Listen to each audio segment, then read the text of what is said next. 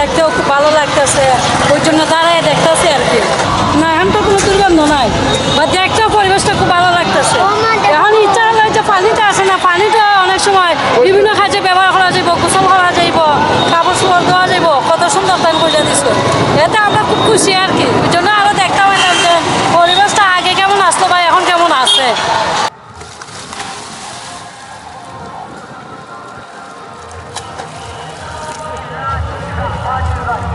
পানি তো পরিষ্কার।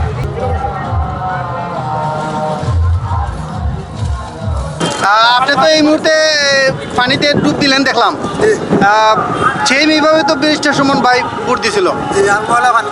হ্যাঁ, এখন যে পানিটাতে আপনি বুট দিচ্ছেন, এটা আসলে পানিটার মধ্যে কোনো গন্ধ আছে কিনা? হ্যাঁ, আপনি এই মুহূর্তে যে আমরা দেখলাম সাঁতার কাটলেন, কেমন লাগছে? ভালো লাগছে। হ্যাঁ, ভালো লাগছে। যারা এই মুহূর্তে আপনাকে দেখছে তাদের উদ্দেশ্যে কি বলবেন এই সাঁতার নিয়ে? সাঁতার নিয়ে আমার আনন্দ হয়েছে, আর এরাও ইয়াতে বুট দিতে পানিটার মধ্যে। হ্যাঁ, ভালো। সংকট তো দিন দিন বাড়বেই। আসলে কত হলো, আমরা যে অবস্থা দেখছি, এই যে পানি কত সুন্দর লাগতেছে দেখেন। বড় যখন আপনি সাগরে যাবেন, নদী যাবেন, তখন এই অবস্থাটা থাকে। 40 বছর পরে আমরা এই নতুন রূপে ফিরে পেয়েছি। এই পানি আসার পরে এই যে এত সুন্দর, ময়লা আবর্জনা নাই। অলরেডি কিছুক্ষণ আগে জন্য গোসল করছে। আমি সকালবেলা আইসে এখানে পানি হাতে গেছি, প্রচণ্ড ভালো লাগছে। আসলে বলতে এখন বর্তমানে প্রয়োজন হলো স্পিড বোট বা নৌকা। ইনশাল্লাহ আমরা এমপি মহোদয় বলেছেন যে আগেই যে এটাতে নৌকা চলবে, মানুষ যেন আনন্দ উল্লাস করতে পারে। ইনশাল্লাহ আশাবাদী আমরা কিছুদিনের ভিতরেই আমরা এই নদীতে নৌকা পালাবো, আর এলাকার যারা আছে তারা ইয়া আনন্দ উপভোগ করবে ইনশাল্লাহ। আর আসল কথা হলো, আমরা কাজ কিন্তু বন্ধ রাখি নাই। বৃষ্টির জন্য আমরা কিন্তু গাইডওয়ালের কাজ কিন্তু কেবল শুরু হয়েছে। হয়তো দেখছেন আপনার 4-5 দিন আগে এই কিছু গাইডওয়াল শুরু হয়েছে।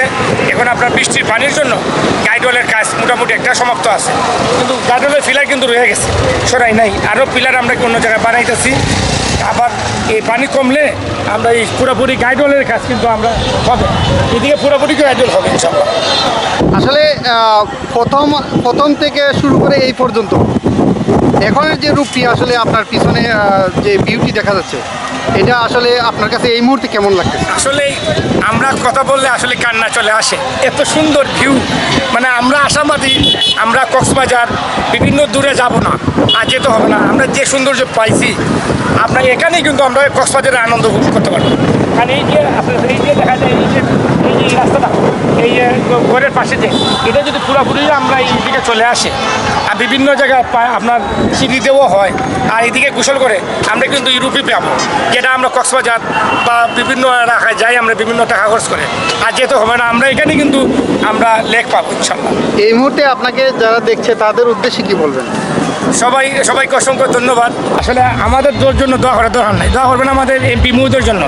আমরা এমপি মহোদয়ের জন্য আমরা এই রূপকার না করতেন, এই রূপ না দেখাইতেন, আজকে আমরা কিন্তু মহলে আবার যদি থাকতে হইতো। আর আমাদের এমপি মহোদয়ের জন্য দোয়া করবেন, আরও নতুন রূপ কিন্তু আসতেছে।